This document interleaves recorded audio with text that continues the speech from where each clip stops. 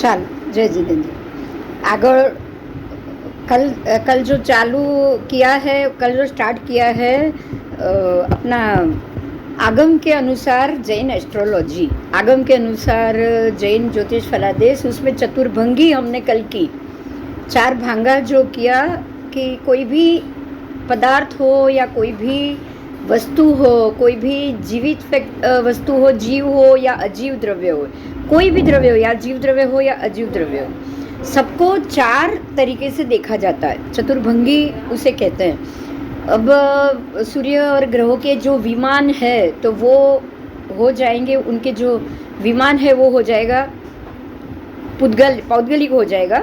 मतलब अंदर जीव है तब तक वो जीव है, लेकिन बाकी तो अजीव द्रव्य हो गया ना, क्योंकि ये शाश्वत है। उनका शरीर है वो अजीव हो गया। अंदर जीव जीवित होंगे, बाहर निकलते जाएंगे, होंगे बाहर निकलते जाएंगे। तो हमें जो देव है उसमें जो एकेंद्रीय देव है उसके भी इफेक्ट को हम चतुर्भंगी से लेंगे, और जो उसका विमान है उसके भी इफेक्ट हम चतुर्भंगी से लेंगे। मतलब पूरे 14 राजलोक में जो जीव द्रव्य है उसका भी चतुर्भंगी से फलादेश किया जाएगा, और जो अजीव द्रव्य है उसका भी चतुर्भंगी से फलादेश किया जाएगा। तो उस हिसाब से हम जाएंगे। प्रत्येक विमान के जो विमान के अंदर के रत्न के पृथ्वी का के जो देव होते हैं वो सारे मिथ्यात्व एकेंद्रीय ही होते हैं। कोई भी विमान हो, ग्रह का विमान, नक्षत्र का विमान हो, तारा का विमान हो, कोई भी विमान हो, वो सारे ज्योतिष देव जो विमान के देव है, पृथ्वी का एकेंद्रीय है, वो सारे मिथ्यात्व एकेंद्रीय होते हैं। जब ये मिथ्यात्व एकेंद्रीय देव जब जमीन से ऊंचाई पे होते हैं ना, ज़्यादा ऊंचाई पे प्रथम आर्य में, तब उनकी इफेक्ट हम तक कम पहुंचती है, क्योंकि बीच में वायु का लहर, वायु का एक जीव, जो भी हमारे खाली 14 राजलोक में ठास के जो जीव भरे हुए हैं, उनकी इफेक्ट हम तक आने में उनकी हाजिरी रोकती है। बराबर। जो वायु है बीच में, जो आज का साइंस उसको ओजोन वायु के नाम से जानता है, परमात्मा ने भी हमें 7 लाख प्रकार के वायु बता दिए। 7 लाख वायु का है ही, तो उसमें अलग अलग प्रकार के वायु जो 14 राजलोक में ठसाठस भरे हुए निगोद के जीव, ये सब उसको हमारे तक पहुंचने में रोकते हैं जब उनकी हाइट ज़्यादा होती है तो। और वो हम तक उसकी असर कम पहुंचेगी तब उस समय, उस दौरान उत्सर्जनी के प्रथम आर्य में जो भी भरत क्षेत्र, पांचों ऐरावत क्षेत्र के जीवों की शरीर की अवस्था, शारीरिक स्थिति उनकी 3 गांव की होती है। यहाँ एक चीज हमको नोट करनी है जो कल हमने देखा। देखो, सदा काल हरिवर्ष हेमवत क्षेत्रों में सदा काल तीसरा आ रहा है, बराबर। तो जब यहाँ पहला आरा चल रहा है, यहाँ 1503 गांव की काया चल रही है, तब वहाँ उनका तीसरा आरा के हिसाब से 1000 धनुष की ही काया है। समझना ये है, ग्रह ऊपर ज्यादा है और नीचे उतर रहा है तो उसकी इफेक्ट सिर्फ 5 भरत को ही मिलेगी, हेमवत हरिवंश क्षेत्र या हिरण्यवत क्षेत्र को नहीं मिलेगी। वो तो वैसे भी अंदर है, उनको कोई फर्क नहीं पड़ने वाला। ग्रह अगर ज्यादा ऊंचाई पे है तो उसकी असर कम नीचे आ रही है, पर उसकी असर में भरत ऐरावत के क्षेत्र आएंगे, अंदर के हरिवर्ष और हेमवत क्षेत्र नहीं आएंगे। तो जब भी ग्रह ऊंचाई पे होगा तो हमारे यहाँ ही 3 गांव की काया होगी। जहाँ सदाकाल दूसरा आ रहा है वहाँ दूसरा ही रहेगा, जहाँ सदाकाल तीसरा आ रहा है वहाँ तीसरा ही रहेगा, महाविदय में सदाकाल चौथा ही रहेगा, बराबर। उस वक्त यहाँ अच्छा है तो वहाँ भी अच्छा है, ऐसा नहीं समझ लेना। जो असर होगी हाँ, क्योंकि उसके दायरे, उसके एरिया में ही ग्रह ऊपर, हमारे ऊपर से बराबर माथे के ऊपर से ग्रह घूम रहे, भरत और ऐरावत क्षेत्र के माथे के ऊपर से ग्रह घूम रहे। ये लोग को किरणें त्रासी मिलती है, त्रासी तिरछी किरणें जा रही है ना। एक हेलोजन बल्ब है तो बल्ब के नीचे खड़ा होगा उसको पसीना बहुत आएगा, लेकिन उससे जो दूर खड़ा होगा उसको कम आएगा। मान लो कि आप जहाँ खड़े हो वहाँ आग लगी है, तो आपके यहाँ जो आग आप खड़े हो वह 2 फीट के अंदर ही आग बड़ी आग लगी है तो जलने की संभावना गर्मी की संभावना आपको ही मिलेगी। आपसे जो 2000 किलोमीटर दूर खड़ा है उसको मात्र दिखाई देगी, बराबर। उसको कोई आग फील नहीं होने वाली। वो सिर्फ दिखेगा दूर से कि कुछ जल रहा है, बस प्रकाश है वही देखेगा, उसको तो ये भी नहीं मालूम पड़ेगा कि कुछ जल रहा है। बराबर। ना धुआं दिखेगा ना कुछ दिखेगा। बराबर इसी तरह से अंदर के किसी भी क्षेत्र में कोई आरा नहीं बदलेगा, चाहे ग्रह ऊपर हो ऊर्ध्व क्षेत्र में गमन करे, चाहे मध्य में करे, चाहे अधो में करे। तो ये जो भी फर्क हो रहा है ग्रहों के बिंब के कारण हम लोगों के शरीर छोटे बड़े होना, या फिर कल्प वृक्ष से लेकर कांटे वाले झाड़ जखरी तक पहुंच जाना। भरत ऐरावत पांचों के क्षेत्र जब प्रथम आ रहा था तब बहुरत्न बहुसम सुवर्ण की भूमि थी, रत्न की भूमि थी। दूसरे आ रहा, तीसरा आ रहा, चौथा आ रहा, आते आते तक वो भूमि कंकर पत्थर की हो गई, मिट्टी की हो गई। आज अगर हम बोलेंगे ये भरत है ही नहीं, बोलते हैं ना, बहुत सारे लोग बोलते हैं, बहुत सारे महात्मा बोलते हैं कि ये भरत क्षेत्र है ही नहीं, भरत क्षेत्र शाश्वत है, उसमें ये बदलेगा ही नहीं, मतलब हम ये जम्बू द्वीप में ही नहीं रहते। इसका अर्थ तो वही हो गया। पर ये पूरा पाठ हमारे जम्बूद्वीप प्रज्ञप्ति में है, उसमें लिखा है स्पष्ट रूप से कि भरत क्षेत्र को प्रायः शाश्वत कहा गया है।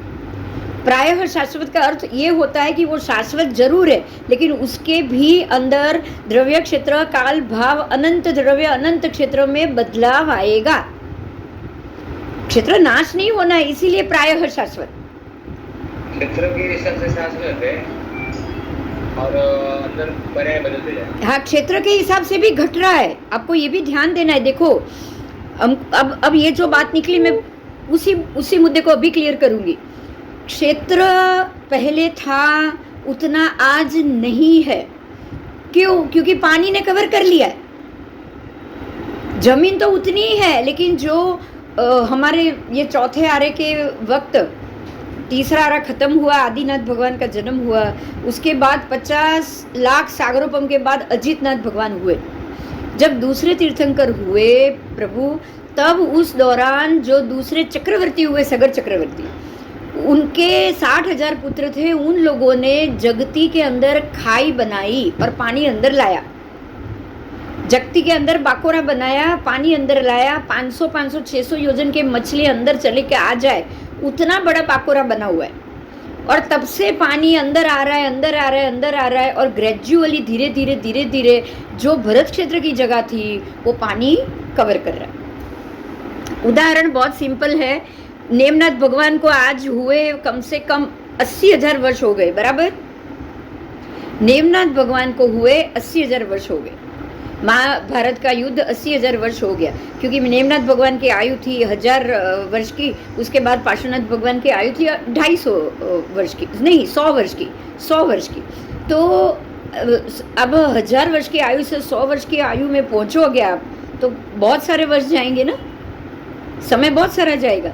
तो उस हिसाब से हम देखेंगे तो 80,000 वर्ष पहले हमारे आगमों में भी उसका उल्लेख है कि हर एक भगवान का आंतरा कितना है, एक भगवान और दूसरे भगवान के बीच का समय कितना है। तो नेमनाथ भगवान से लेकर पार्श्वनाथ भगवान तक का आंतरा ही 80,000 वर्ष बताया। तो ये जो 80,000 वर्ष का फासला है, तब द्वारिका बाहर थी, द्वारिका नगरी पानी में नहीं थी, पानी में नहीं डूबी हुई थी। कृष्ण वहाँ के राजा थे, कृष्ण द्वारिका के राजा थे, नेमनाथ भी द्वारिका नगरी के ही थे, उनके पितराई भाई थे कृष्ण। तो तब द्वारिका थी। तो आज 80,000 वर्ष के बाद द्वारिका पानी में डूब चुकी।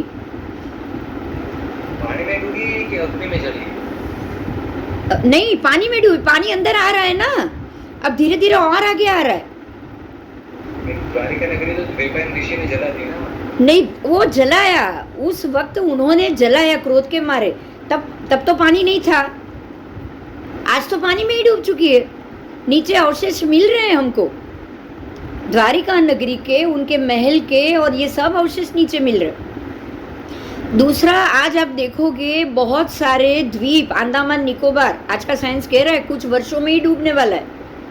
किनारे वाले जितने भी प्रदेश है, जैसे बम्बई भी किनारे पे, दरिया किनारे।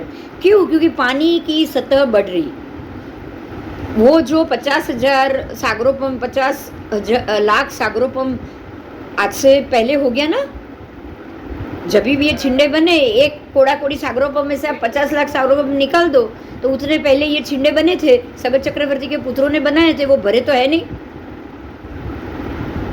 भरे तो नहीं गए। तब से धीरे धीरे जो पानी बढ़ रहा है, अंदर पानी कवर हो रहा है, वो पानी कवर होने के कारण हमारी जो भरत क्षेत्र की जो जमीन है उसके ऊपर पानी आ चुका है और धीरे धीरे धीरे क्षेत्र छोटा हो रहा है। तो क्षेत्र भी इस प्रकार से घट ही रहा है। द्रव्य क्षेत्र काल भाव चारों में घटत होगी ही होगी, हमको ये समझ लेना है। कभी भी ऐसा ना हो कि एक में घटत होगी, 3 में होगी, एक में नहीं होगी, ये पॉसिबल ही नहीं है। अनंत द्रव्य अनंत, क्योंकि आप सोच सकते हैं भरत चक्रवर्ती जब चक्रवर्ती बने होंगे, एक हम बोलते हैं ना कितने 90 लाख पदाती, जो अजित शांति में शब्द आता है, अजित शांति पाठ में ये शब्द आता है कि 90 लाख पदाती थे उनके सैन्य में। आप सोच सकते हैं 90 लाख पदाती और सबकी 500 धनुष की काया कहाँ से अयोध्या में आएंगे, बताओ कहाँ से आएंगे?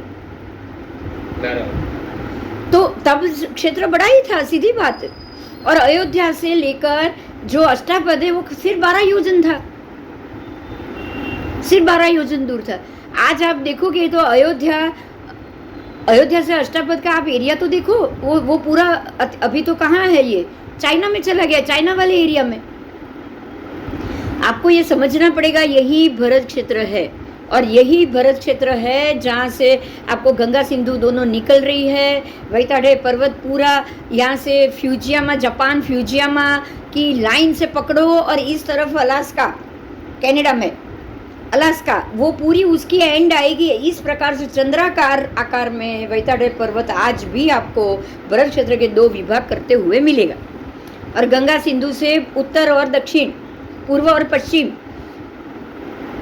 इससे बनेंगे, गंगा और सिंधु से। तो 2 भाग दक्षिण भरत उत्तर भरत बनाया किसने? वैताडे पर्वत ने। और पूर्व से पश्चिम में जो गंगा भी बह रही है, पूर्व में सिंधु पश्चिम में बह रही है, उसके कारण और 4 भाग बने। इस प्रकार से 6 खंड हमेशा के लिए ये है। भरत क्षेत्र प्रायः शाश्वत है, इसीलिए नीचे की जगह से देखिए, ऊपर का भाग नहीं जाएगा, वैताडे के उस तरफ के भाग को नहीं होगा, लेकिन यहाँ का भाग जरूर पानी के अंदर डूबता हुआ जाएगा, जाएगा और जाएगा, जाएगा ही। और हम ये भी जानते हैं कि सारे पर्वत, देखिए शत्रुंजय भी 6 फुट का मंदिर रहेगा ना, उसकी तलेटी कहाँ थी? शत्रुंजय की तलेटी कहाँ तक थी पहले? वड़नगर तो हम जानते हैं, उससे पहले कहाँ होगी? आदिनाथ भगवान के वक्त तो आगे ही होगी ना, उससे भी आगे होगी कि नहीं? होगी। तो वहां से जब ऐसा हम समझ रहे हैं कि आदिनाथ भगवान थे, तब वो 84 योजन का शत्रुंजय था, बराबर। पहले आर्य में कम से कम 100-125 योजन का होगा कि नहीं? होगा, तब जाके अभी ये इतना घटा है और आगे और भी घटने वाला है।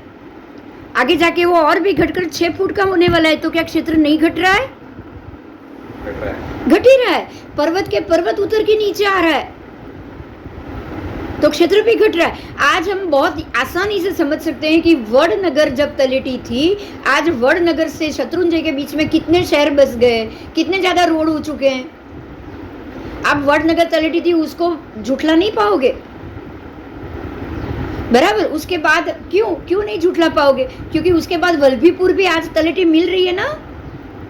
वो तो ज्यादा समय नहीं, 900 ही साल हुए वल्लभीपुर तलेटी हुए, 900 साल से ज्यादा नहीं हुआ है। भगवान महावीर स्वामी के जाने के बाद 900 साल के अंदर तो वहां पर सभी महात्माओं की मीटिंग हुई है, पहली वाचना हुई है। भगवान को गए हुए आज हम 2600 साल गिन रहे हैं, तो 900 भी नहीं। देखो ना, 900 के बाद 100 और 1500, 1600, 1700 वर्ष पहले वल्लभीपुर थी तलेटी। 1700 वर्ष पहले वल्लभीपुर पालीताना की तलेटी थी, तभी वहीं पे उनका पालीताना की तलेटी में ही उनका मिलन हुआ था ना, महात्माओं का सम्मेलन हुआ था, क्योंकि तलेटी वहां पे थी। अब तलेटी वहां आज 1600 साल में अभी वो शत्रुंजय नदी के पास पहुंच चुकी है, तो ये तो प्रूफ है, तो आगे भी होगी, उससे भी आगे और होगी, उससे भी आगे और होगी। पर्वत घट रहा है तो क्षेत्र, द्रव्य, क्षेत्र, काल, भाव सब एक साथ घटते हैं। ये घटाने के कारणीभूत मात्र और मात्र ग्रहों की ज्योतिष चक्र का भरत, पांचों भरत और पांचों ऐरावत के ऊपर से घूमना। देखो यही चीज, ये फलादेश है, सबसे बड़ा फलादेश ये कि ये सारा बदलाव ग्रहों के कारण आता है, ग्रहों के घूमने के कारण आता है, क्योंकि ये चीज आपको बाकी के किसी भी अकर्म भूमि में नहीं मिलेगी, महाविद्या में भी नहीं मिलेगी, पांचों महाविद्या में भी नहीं, और बाकी के 30 के 30 अकर्म भूमि में कोई चेंजेस नहीं, कोई चेंजेस नहीं, क्योंकि वो कोई भी क्षेत्र सूर्य चंद्र के मंडलों के नीचे से गुजरने का कोई भी रास्ता उसका है ही नहीं। तो अब ये बहुत क्लियर बात हो गई कि ग्रहों के बिंब के मिथ्यात्व एकेंद्रीय जीव और ग्रहों को लेकर घूमने वाले हजारों देव, एक सूर्य को घूमने वाले 16,000 देव है, 16,000, चारों तरफ 4,000 4,000 4,000, एक हाथी के मुख वाले, घोड़े के मुख वाले, सिंह के मुख वाले और अश्व के मुख वाले, बराबर 16,000 एक ग्रह के, तो हमारे तो 88 ग्रह, आप सोचो कितने हजार देव हो गए, ये तो सब पंचेंद्रिय हो गए, बराबर। तो उनकी मर्जी, वो उनके घूमने की असर भी तो हम पे होगी।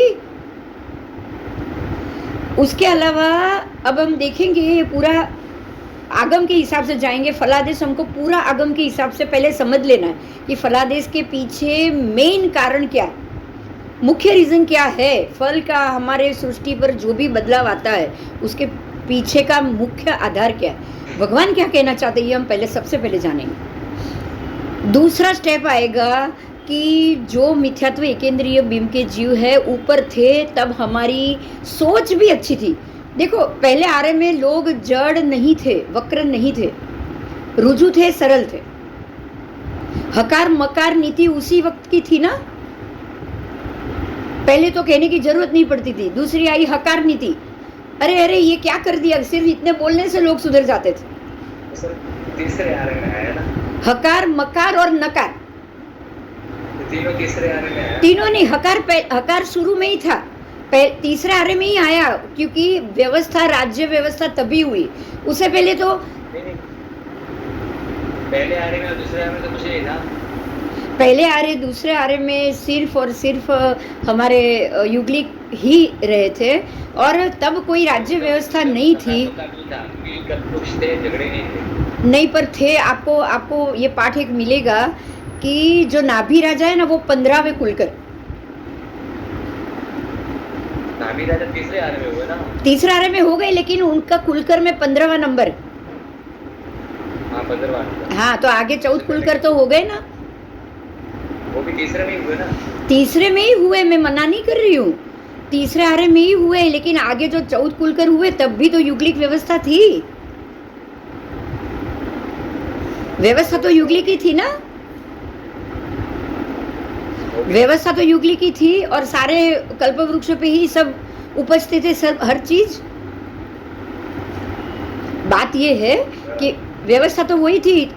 अब एक कुलकर है नगर का, एक कुलकर यानी कि कुल का करने वाला, तो वो राजा ही हो गया, अपने आप राजा हो गया।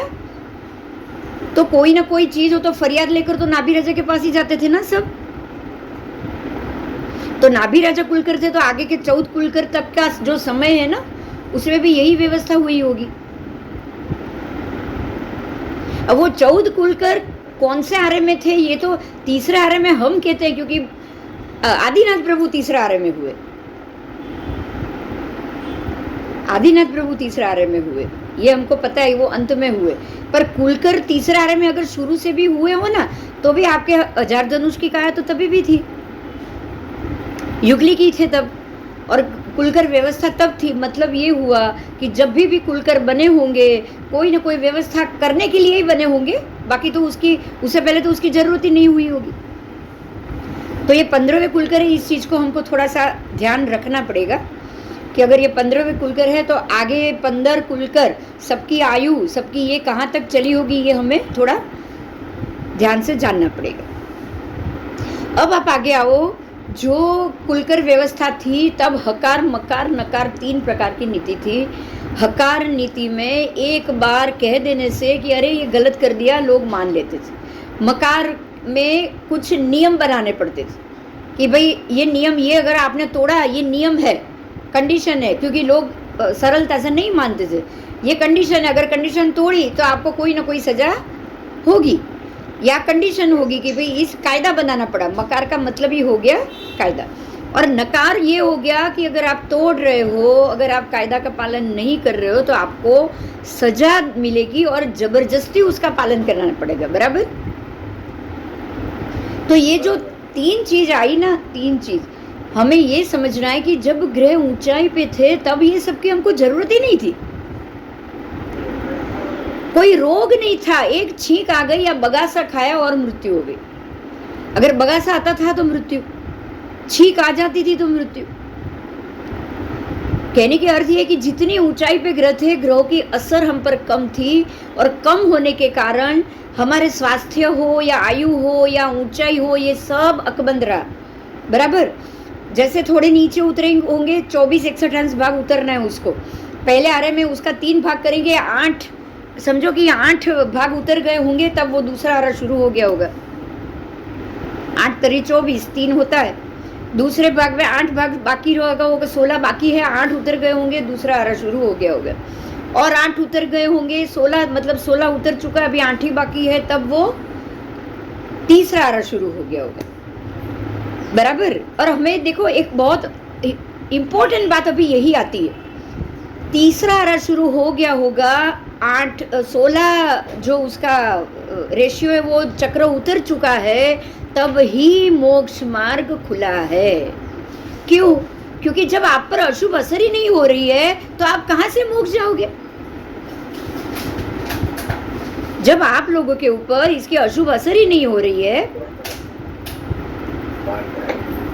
ग्रह आप पर अशुभ असर ही नहीं दे रहा है, तो मोक्ष मार्ग के लिए या उसके लिए शुभ ही शुभ हो रहा है, सब शुभ ही शुभ हो रहा है, तो सब देवलोक ही जाएंगे ना, कोई मोक्ष जाएगा बताओ?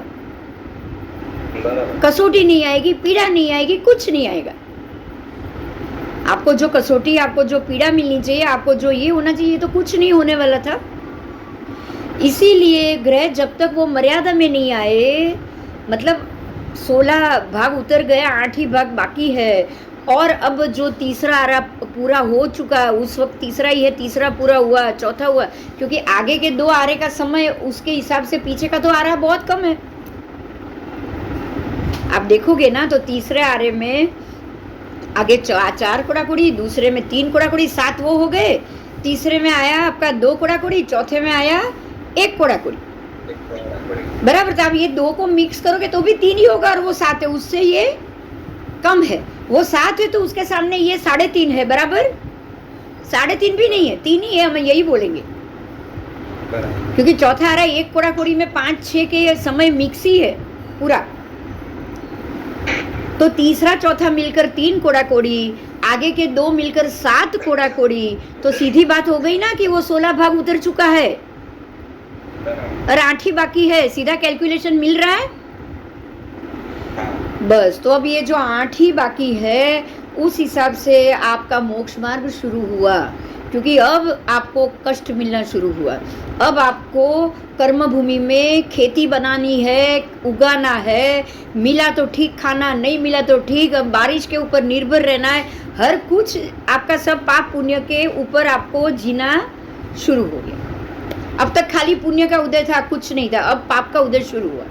और जैसे ही पाप का उदय शुरू हुआ, ग्रह जरा नीचे की अवस्था में, आपको उसकी असर मिलनी शुरू हो गई, और तब ये जाकर मोक्ष मार्ग खुला कि अब जीव कर्म करेगा, जीव प्रयोग करेगा, जीव अपने आप अपनी शुद्धता को प्राप्त करने की कोशिश करेगा, तो ही उसको मोक्ष होगा, नहीं तो नहीं।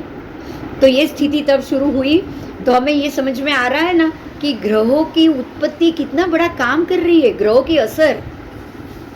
आप ये समझिए कि ग्रहों की असर हम पर कितना बड़ा काम कर रही है। तो सीधी बात है कि अब यहाँ तीसरा आरा अंत हुआ है, ग्रहों की शुरुआत हुई है, मोक्ष मार्ग जाने की शक्यता पैदा हुई, तभी आदिनाथ भगवान का जन्म हुआ है, बाकी तो संभव ही नहीं था। और मोक्ष मार्ग खुला भी आदिनाथ भगवान के जन्म से मोक्ष मार्ग नहीं खुला है।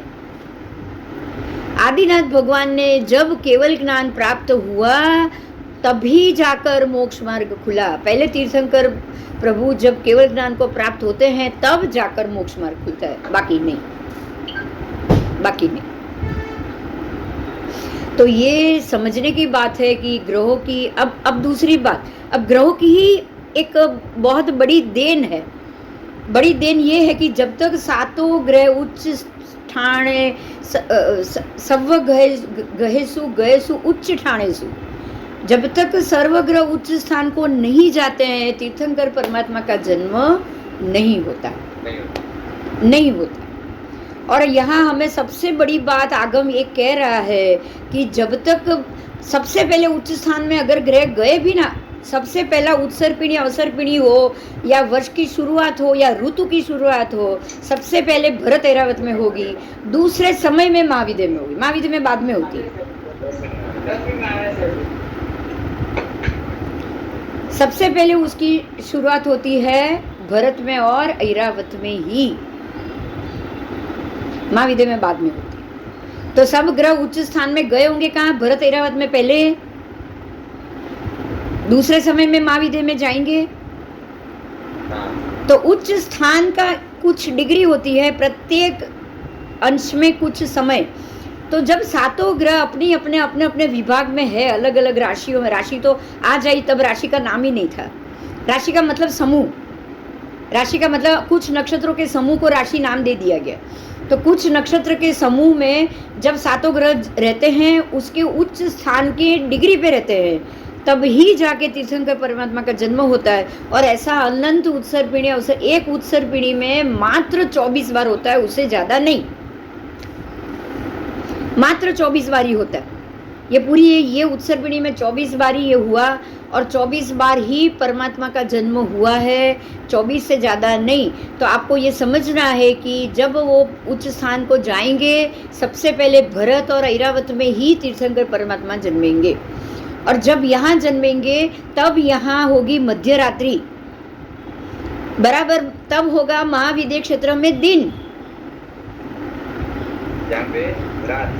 यहाँ पे रात, यहाँ मध्य रात्रि, तो वहाँ मध्याह्न, दोपहर में, दोपहर के 12 बजे होंगे, यहाँ रात के 12 बजे, वहाँ दोपहर के 12 बजे हो। तो वहाँ तो जन्म तब नहीं होगा।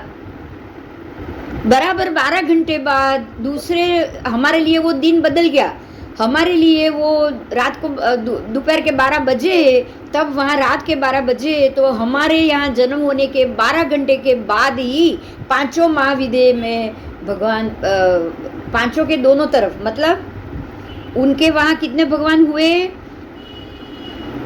बराबर एक एक महाविद्य पर आप देखोगे कि दो इस तरफ, पूर्व के दोनों विजय के भाग में, पश्चिम के भी 2 विजय के भाग में। तो जगन्य 4 तीर्थंकर एक महाविद्य में होते हैं। तो पांचों महाविद्य में 20 तीर्थंकर परमात्मा जन्म लेंगे,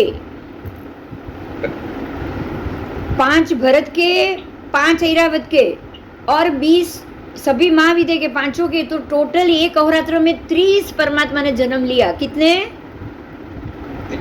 30 परमात्मा। अच्छा, अब आप देखो, बराबर संख्या भी देखो, संख्या भी देखो। आपके 5 मेरू पर्वत है, 5 मेरू पर्वत है। 5 मेरू पर्वत पर भगवान के जन्म के सिंहासन कितने हैं? सिंहासन कितने? हाँ, सिंहासन होते भगवान के हिसाब से 4 होते, 24।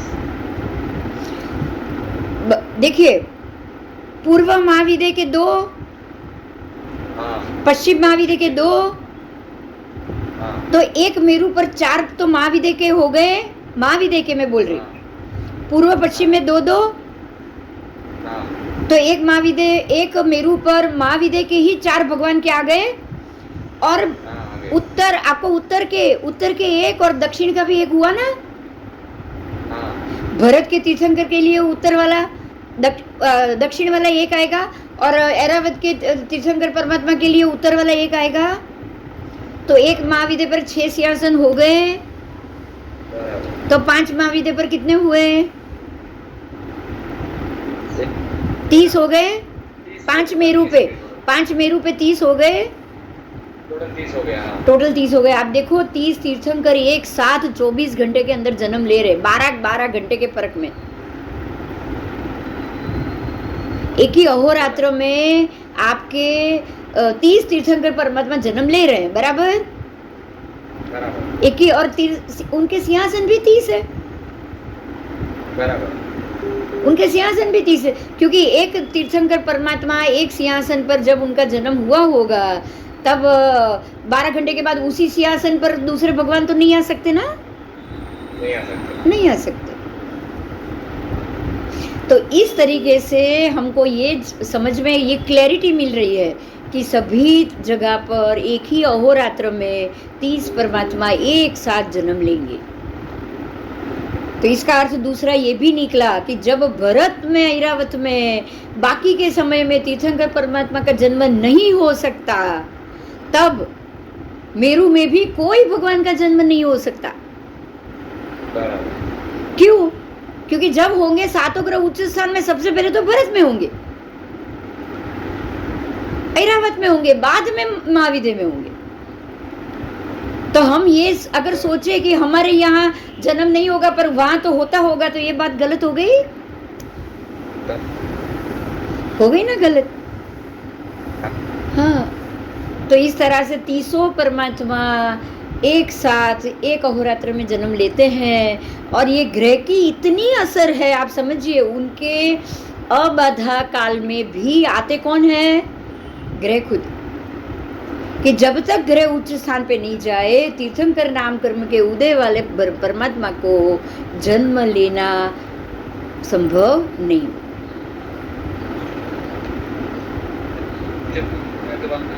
महाविद्य में, हाँ, भरत में तो वहाँ पे रहा थे। हाँ, तो फिर ये 30 तीर्थंकर का फिर एक साथ जन्म कैसे होता है? एक साथ 12 घंटे के फर्क में हुआ ना, एक ही दिन में तो हुआ कि नहीं? एक साथ में नहीं हुआ ना, एक साथ नहीं, एक अहोरात्र की बात मैं बोल रही हूँ, मैंने अहोरात्र ही बोला।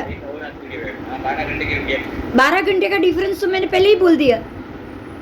देखिए अभी तो ये खाली आपने जन्म सुना, अब आप जब उनका जन्म महोत्सव सुनोगे ना तो क्लियर हो जाएगा। आपको पता है कि प्रत्येक परमात्मा के जन्म महोत्सव में, एक परमात्मा के जन्म महोत्सव में 64 इंद्रों को जाना पड़ता है।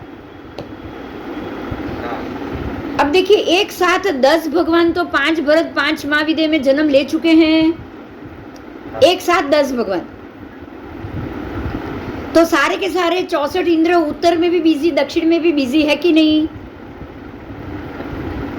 क्योंकि ये दोनों जगह तो एक साथ भगवान जन्मे कि नहीं? जन्मे। तो वो लोग उतने रूप करेंगे, क्या करेंगे? उतने रूप करेंगे वो। यहाँ पर भी क्योंकि उनको पांचों भरत में रहना है। देखो इंद्र तो खाली 64 एक ही जगह जा सकते हैं। मूल इंद्र का शरीर कहाँ रहेगा? मूल इंद्र का शरीर, देखिए मूल इंद्र का शरीर भी मान लो कि हम जो भगवान को हाथ में लेकर बैठे, मूल इंद्र का शरीर तो, ये तो कोई बात अपने आप शास्त्र में लिखा हुआ नहीं है। क्यों? क्योंकि 10 जब वो रूप करेंगे ना, 10 जगह पहुंचने के लिए, 10 जगह तो उनको इंस्टेंट पहुंचना पड़ेगा। तो 10 जगह पहुंचने के लिए वो रूप लेंगे, तो उनमें से एक जगह पे मूल हो, बाकी 9 जगह मूल ना हो, ये भी संभव नहीं है। वो अपने रूप को ही भेजेंगे। शरीर रूप पर जाएगा। हाँ, वो उनके 64 के 64 इंद्र के रूप का ही शरीर आएगा। वो अपने वैक्रिय रूप से अपने ही शरीर के पुद्गल को बाहर निकाल के वो 10 रूप बनाएंगे। बराबर। और वही उनका जाएगा। इसमें मूल शरीर ऐसा नहीं, अपने शरीर से ही वो बना रहे, इसलिए इसमें मूल अलग और ये अलग, ये संभव नहीं है। सबके सब मूल ही आ जाएंगे, क्योंकि वो अपने ही शरीर से वो 10 रूप बनाएंगे। बराबर। विमान में आप कह सकते हो कि ये मूल विमान नहीं है, जैसे कि सूर्य चंद्र के मूल विमान तो ऊपर ही घूमते हैं, लेकिन हर बार परमात्मा के लिए सूर्य चंद्र जहाँ भी इंद्र जाते हैं तो अपने दूसरा विमान लेकर जाते हैं कि नहीं? करते हैं। बस ऐसे ही जब यहाँ भेजेंगे वो अपने दूसरे को ही, अपने दूसरे रूप को ही भेजेंगे, क्योंकि 10 जगह तो वो एक रूप पहुंच नहीं पाएगा ना। बराबर। हाँ, अच्छा, अब आपको जब 12 घंटे के तक इनका पूरा भगवान का जन्म हुआ, जन्म होते ही रात को 12 बजे उनको पता चलता है, हरिणी गमीशी देव घंट सुघोषा घंट बजाएंगे, तो वो बजाने के बाद यहाँ आए, भगवान का स्नात्र महोत्सव हुआ और परमात्मा को वहाँ से मेरू पर्वत पे लाया, माता की गोद में वापस दिया, तो 12 घंटा तो उधर उसमें खत्म हो जाएगा। फिर जब दूसरे भगवान का जन्म का बारी आएगी तब वो लोग वहां पहुंचेंगे, तब तक महाविद्य में रात के 12 बज चुके होंगे। तो इस प्रकार से 24 घंटे के अंदर ही, क्योंकि उच्च स्थान में जाने वाले ग्रह पहले भरत ऐरावत में आप प्रवेश करेंगे, उसके बाद ही यहाँ करेंगे, और ऐसे 24 ही बार होगा। आप देखोगे, खाली गिनती करो, महाविद्य के 480 तीर्थंकर परमात्मा है, बोलो उससे ज्यादा है? नहीं है। अब 24 को आप 3 से मल्टीपल करो, वो 24 ही बार तो जन्मे। अगर हम कहेंगे कि भरत में नहीं जन्म लेते, वहां जन्म लेते रहते, तो भी संभव है क्या? तो भी संभव नहीं है, तो भी संभव नहीं। अच्छा, एक दूसरी बात जो बहुत सारी ये कहते हैं कि वहां कुछ 1684 भगवान 80 भगवान जन्म ले चुके हैं, कैलकुलेशन। अब उसको क्लियर करेंगे, उसको भी आप ध्यान से सुनिएगा। 1680 भगवान बिना 7 ग्रह उच्च के तो हो नहीं पाएंगे, बराबर, वो हो नहीं पाएंगे। और अगर 7 ग्रह उच्च के होते ही रहे तो भरत में भी होने चाहिए, बराबर। तो ये मुद्दे से भी ये बात कैंसिल हो रही है। अब दूसरा मुद्दा लो, अब एक और मुद्दा लो। वो मुद्दा ये है कि जिस तरह से हमारे भरत क्षेत्र में 6 खंड बनते हैं ना, गंगा और सिंधु से और वैताड़े पर्वत से, इसी तरह महाविद्य का प्रत्येक विजय भी 6 खंड बनाता है, बराबर। ऐसे ही महाविद्य के प्रत्येक विजय में 6 खंड बनेंगे। कैसे बनेंगे 6 खंड?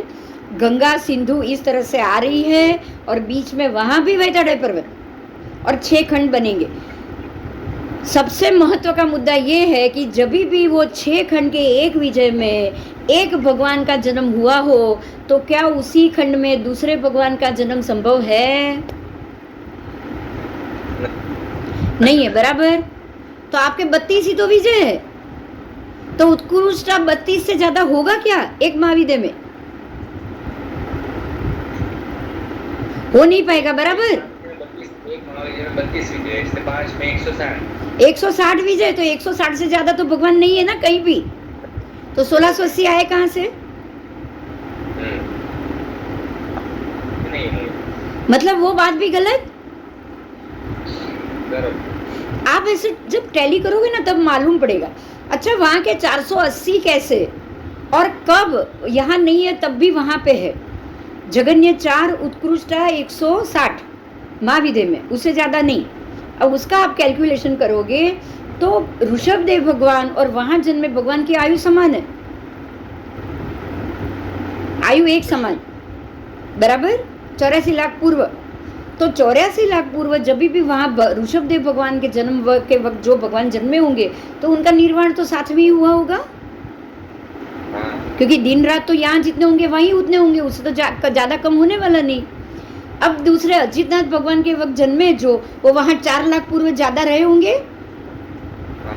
उसके बाद वाले तीर्थंकर देखो, आप जब ऐसे गिनती पे आओगे धीरे धीरे, तब आपको कुंथुनाथ और अरनाथ का समय आपको पकड़ना है। कुंथुनाथ और अरनाथ से आप गिनती शुरू करोगे, क्योंकि अब हमारे यहाँ आयु बहुत कम हो रही है, बराबर, आप समझ रहे हैं। और वहां अलग अलग विजय में भगवान अपनी आयु बढ़ाकर जी रहे। कुंथुनाथ भगवान के वक्त अगर यहाँ हमारे परमात्मा का निर्वाण हो गया, लेकिन वहाँ 4 आगे बहुत लंबा जीने वाले हैं। उसके बाद कुंथुनाथ के वक्त 4, फिर अरनाथ भगवान के वक्त 4, उसके बाद मल्लीनाथ भगवान के वक्त 4, ऐसे ऐसे हर एक विजय में अलग अलग विजय में जन्म लेंगे, क्योंकि एक विजय में भगवान है तो वो विजय में तो दूसरे जन्म नहीं ले पाएंगे।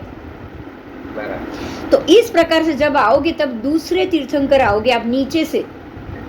24 तीर्थंकर महावीर स्वामी हो गए, उसके बाद आएंगे पद्मनाभ प्रभु, दूसरी 24 के, वहां 2 24 मिलके 480 होते।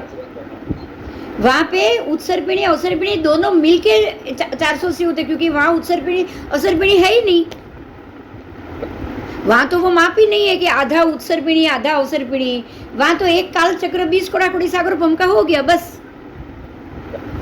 तो जो आपको वहां से दूसरे तीर्थंकर परमात्मा जब होंगे ना, हमारे यहाँ दूसरा और उनके दूसरे, उस वक्त आपको सभी विजय में प्रभु मिलेंगे ही मिलेंगे। हमारे भी 5 ऐरावत में आपको दूसरे तीर्थंकर परमात्मा मिलेंगे, पद्मनाभ प्रभु के बाद वाले, मतलब छोटी आयु वाले भगवान। हमको ये समझना है, 100 हमारे 100 वर्ष की आयु होगी, पार्श्वनाथ भगवान जितनी ही, उससे ज्यादा नहीं होगी, बराबर। तो वो 100 वर्ष के समय तक ही आपको 170 उत्कृष्ट परमात्मा मिलेंगे, उससे ज्यादा समय के लिए नहीं, बराबर। कुछ स्थान में आते हैं ग्रह, 7 ग्रह 24 बार, वो महाभारत और महावीर के लिए 7 ग्रह 24 बार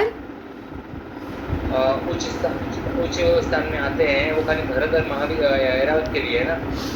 ग्रह घूमते यहाँ से हैं, लेकिन जन्म तो सब जगह भगवान का तो हो सकता है ना। तो वहाँ पे ज्यादा तीर्थंकर जन्म लेते हैं, तो 24 से भी ज्यादा जन्म हो रहा है ना। 24 से ज्यादा जन्म हो रहा है। आप देखो ना, वहाँ तो भगवान तो 30 है, 24 तीर्थंकर हमारे यहाँ, वहाँ तो नहीं भैया, नहीं साहब। मतलब 24 यहाँ पे, मतलब 24 बार कुछ स्थान में आते हैं, तो 24 तीर्थंकर का जन्म यहाँ पे हुआ है। हाँ बराबर बराबर। आप उनके गिनो, अभी उनके कितने हुए। हमारे जब एक जन्म लेगा, हमारे यहाँ एक जन्म लेगा, और भरत क्षेत्र में और ऐरावत में एक जन्म लेगा, मतलब 5 भरत में जन्म लेंगे, 5 वहां जन्म लेंगे, तो महाविद्य में 20 तो जन्म लेंगे ना। एक बार में 20 भगवान हुए, 24 बार में 480 हुए।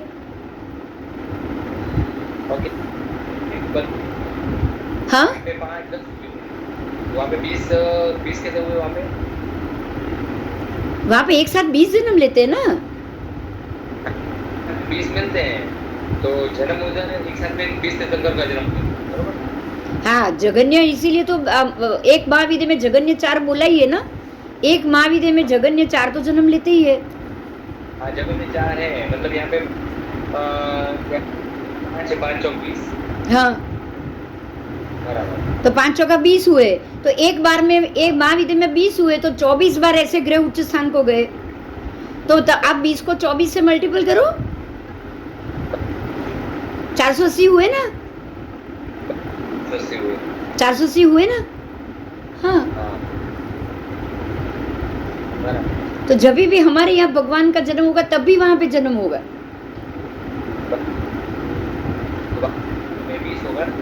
एक तीर्थंकर का होगा, तो वहाँ पे 2 तीर्थंकर का होगा। यहाँ पे 1 तीर्थंकर का होगा, वहां पे 4 तीर्थंकर है, एक महाविद्य में 4 तीर्थंकर, और 6 महाविद्य में, ऐसे टोटल आप 5-5 भरत के ही गिनो, 5 भरत में 5, 5 ऐरावत के 5, और 5 महाविद्य के 20, ऐसे गिनो आप, एक साथ 30 भगवान। 5 महाविद्य के 20। हाँ 5 भरत के 5। हाँ बराबर, 5 भरत के 5 है, और 5 ऐरावत के 5, टोटल 30 हुए।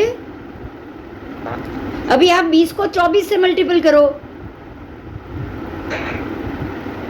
20 गुणिया 24 करो, तो 480 हो गए। हाँ बराबर। हाँ अभी आपने जो भरत के 5 गिने, उसको 24 से मल्टीपल करो, तो 120 हुए ना।